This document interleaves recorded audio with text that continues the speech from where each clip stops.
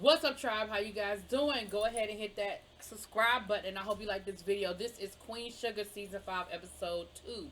First of all, let me apologize for the video last week. Listen, I tried to take it down. I tried to render it again. It was still doing that skipping thing where you could hear my voice, but it wasn't matching my actions.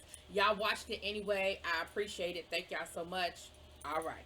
Number 2, let me tell y'all what y'all better not do, Queen Sugar. Nothing better happen to Mr. Prosper. Okay? I saw a couple of things in this episode tonight that's making me a little uncomfortable. Let me tell you what you bet not do to Mr. Prosper. Let me tell you that now. Y'all listening? Okay, so the episode opens up where we have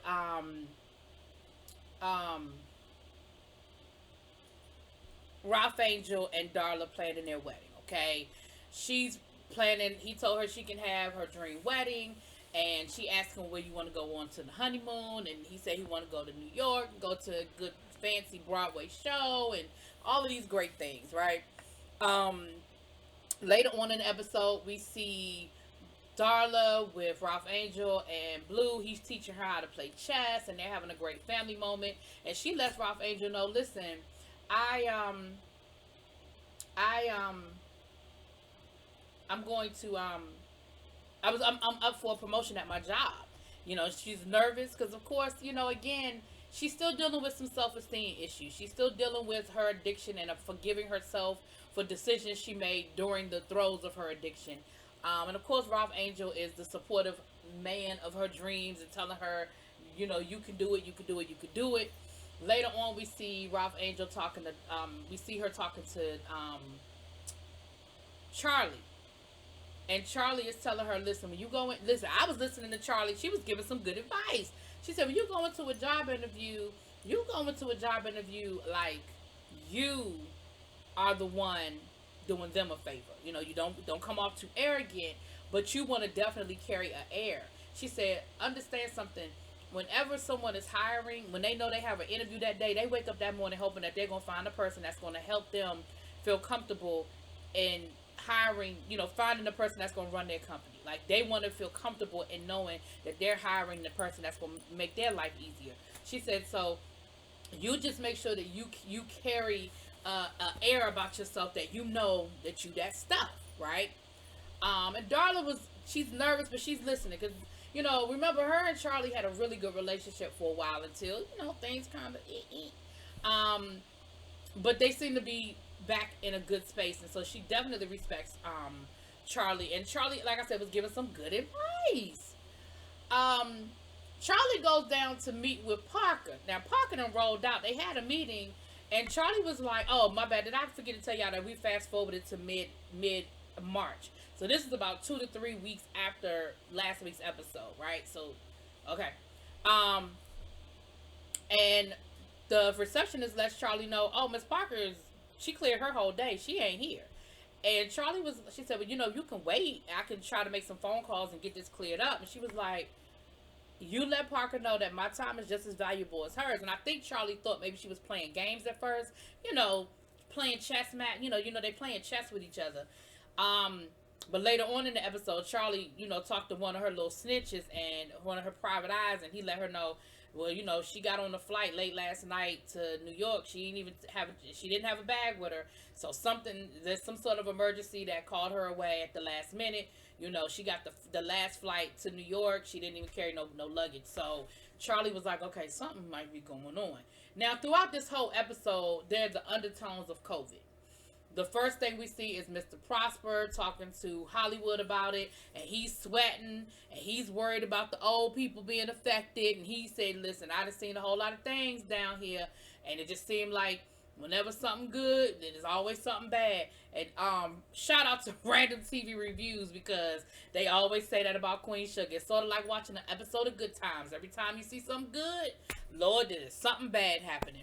And I thought about that when Mr. Prosper said that. I was like, Lord, that's what they always say about this show. Now, Charlie, as she's leaving out of the office, she ends up calling or shoot, Nova called her, and Nova's getting ready to meet, the family. She's going to meet the boyfriend's family, and of course she's nervous. And Charlie told her, "Girl, you better go on in there like the queen you are. Like, girl, don't let these people get you off your throne or tilt your crown." And I appreciate the fact that Charlie straightened that crown right on up for her. Okay, she straightened that crown right on up for her and told Nova, "Girl, you got this." So that was cute. Um, it's homecoming weekend. Yeah, I said I wasn't gonna be too nitpicky, okay? But again, it's a HBCU. I don't know about PWIs, but I know HBCU's homecoming is in the fall. I can't speak for every single HBCU in the United States, okay? I can speak for the majority of them. Homecoming is in the fall. Why are we having homecoming in March?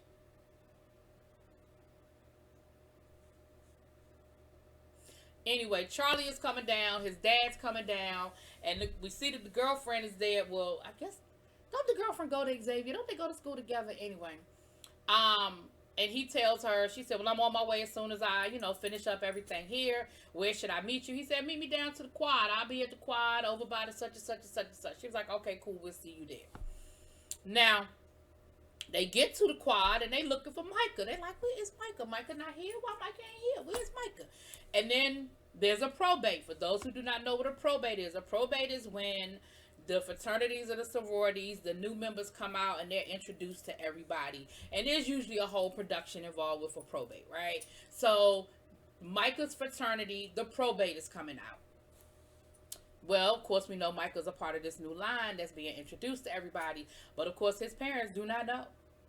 So when he is revealed, because they come out in masks and they go through this whole thing. And so when he was revealed, of course, both of his parents were shocked. And what we found out later on is that his dad is a member of another fraternity. So I'm sure he thought or hoped his son would pledge whatever fraternity he was a member of. Charlie, of course, is shocked because she ain't know nothing about it. And later on, we see her and Micah having a conversation. And Micah, you're an ass. She was, basically asking him, first of all, why wouldn't you talk to me about it, me and your dad about it before you even did it? Second of all, why would you pledge this fraternity? Like, they have such a horrible reputation. So we find out that they're not upset that he pledged. They're upset that, one, he talked to them about it, and two, that he pledged a fraternity that they would prefer him not pledge. And he was like, "Well, I know they have a bad reputation on campus, but, they're really good guys, and I'm really happy with the decision I made." And she was like, "Well, what about your dad's fraternity? Why didn't you..." And he said, "I met with my dad's fraternity. They didn't want me." And she was like, "What you mean they didn't want you? Did you call your dad?" And he was like, "Well, I didn't want my dad's help. If they don't want me because of me, I don't want to be with them." Now that I can understand, Micah. I can 100% understand. Like, don't take me just because of my dad. Especially, he's always had to live in his dad's shadow because he's a professional football player. So I can understand it from that point of view. And then they had this conversation about, because she said something about, "Well, I bought you your favorite, cocoa and apple fritters, if that's still your favorite." And he was like, "Is that your passive aggressive way of saying you just don't know me anymore?" And then he was like, "I don't have to run things by you. I'm almost 20 years old. I don't have to ask your permission. You treat me like I'm a child or something." And you saw Charlie was hurt. In that moment, Charlie was hurt. Because I don't think that's how she felt like she was doing that. I think that she felt like she was saying, "Let's talk about it and weigh the pros and cons and make a decision together." I don't think she took it as, "I'm asking for your permission." And she said, "Well, I'm sorry, I'll respect your boundaries." And I'm waiting for Micah to realize that he hurt her feelings, and for him to say, "Well, it's not about, it's cool. I know you didn't mean any harm by it, but I just need you to understand that, I'm growing a little bit." Now, the flip side of that is, I was probably Micah my freshman year in college. Because, you get away from home. You don't have the parameters of home anymore. You don't have the be in at a certain time, be up at a certain time, go here, go there. You have a lot of freedom. And it's hard. It's like taking the genie out of the bottle. It's hard to put it back in. And I remember me and my mom really, not so much my dad, but me and my mom really butt heads after my freshman year in college. And I came back home for the summer. It was rough. It was a rough summer. And my mother had to finally tell me point blank, listen, because I told her, I was like, Mom, I do this all the time. You know, I stay out as late as I want. I do what I want to do. I mean, I'm sure I probably said it as a brat would say it. And my mother was like, listen, let me explain something to you. What I don't see is fine. But when you hear and I see what time you coming in this house and I see what you no. Now, when you down in school and you living on the campus and I don't see it, that's one thing. But when I see it, no, this is the expectation. So from that point of view, Micah is probably doing what 99% of college freshmen do to their parents. And now that I'm an adult, and I guess I'm seeing it through Charlie's lens, you know what I'm saying? Now, Nova done went to this party, honey, down to the boyfriend's family. Now, the mama was really nice and sweet, and she was like, oh, you're so beautiful. Oh, Nova, this is so great. This is so beautiful, right? Then she met the granddaddy. Now, the granddaddy looked shocked to see her, okay? He ain't say nothing, but his face said a lot. And then she gave him this aged bottle of scotch. And, you know, he was kind of all right because that was his favorite bottle of scotch. So he was kind of like, oh, okay, then. I see you. You cool, though. You all right, but I see you.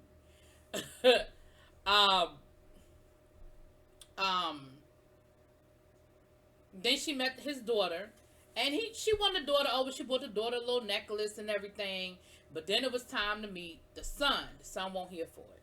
The son hit her with the, hey, all right, I'm going to go fix me a plate. Like, I'm over here because my dad made me come. But trust and believe I'm done with it now. Like, I'm going to go on over, you know.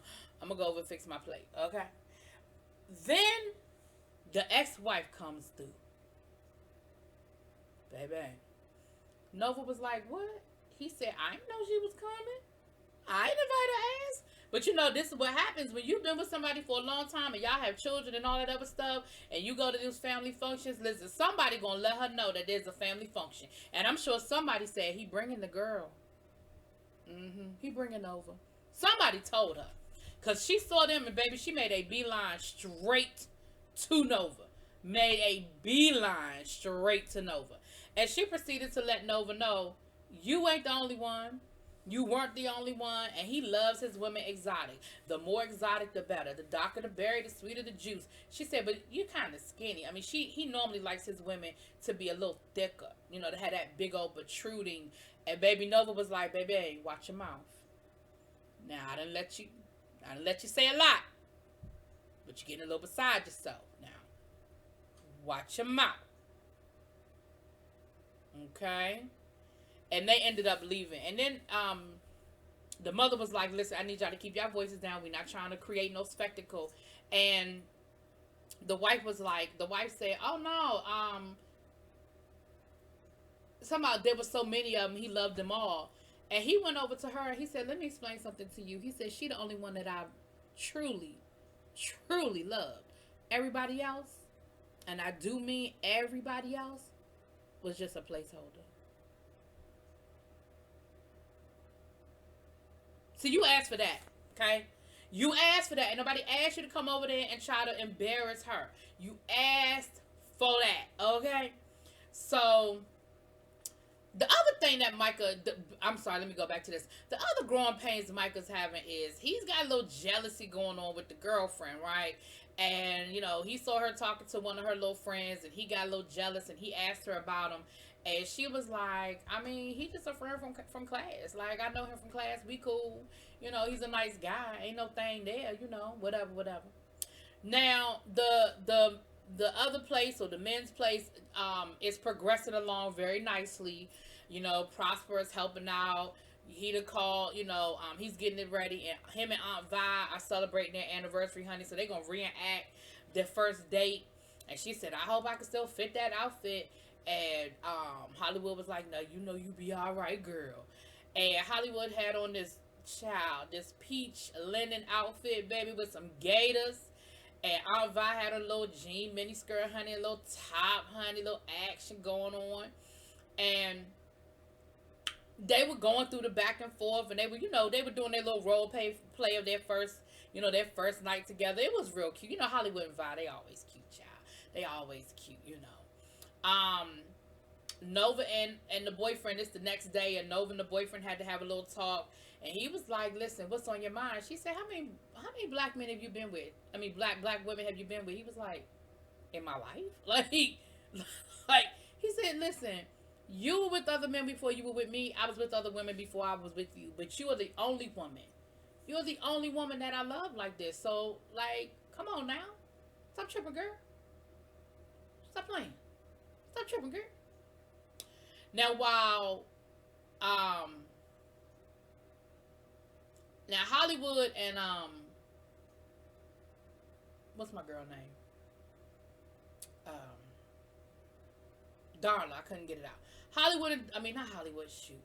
Ralph Angel and Darla. They out on a date, you know. And again, coronavirus is in the news. We hear it on the radio, and you know, Ralph Angel is like, "Child, ain't nothing coming. It ain't that serious. It's just a sound like a really bad cold to me." You know, we all went through. You know, we heard all sorts of different conflicting reports. We see Nova on the couch with her boyfriend, and he's like, "I mean, I know that Trump usually ain't but I mean, he's acting like it's no big deal." And he gets the briefing, so I mean, we gotta believe him. She was like, "We ain't gotta believe nothing. He don't read them briefings. We know he don't read them briefings."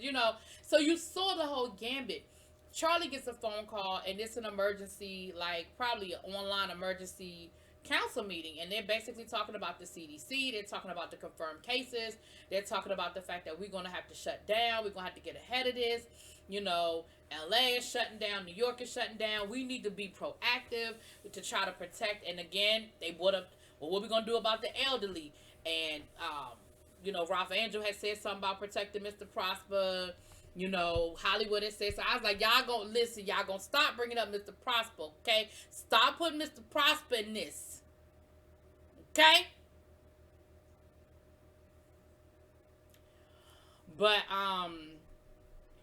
they ended up deciding that they're gonna be proactive and shut down early, and so she had to call Aunt Vi and let Aunt Vi know, listen, you're gonna have to shut down for 2 weeks, because remember, everybody was 2 weeks at first. It was that 14-day window, and and Vi is fine with it. She said, listen, whatever we got to do to protect our people. She ain't happy about it as a business owner, but for 2 weeks she's like, I can do it. We can do it. And then last thing we sort of see is Darla getting ready for her interview, and you know getting her swagger together for this interview, right? Well, that ain't the last thing we see, but y'all know I'm all over the place with this episode. So that was pretty much it, you guys. The virus is in St. Joe's, and I guess we'll see where we go from there. So I will talk to y'all later. Y'all let me know what y'all think. Peace.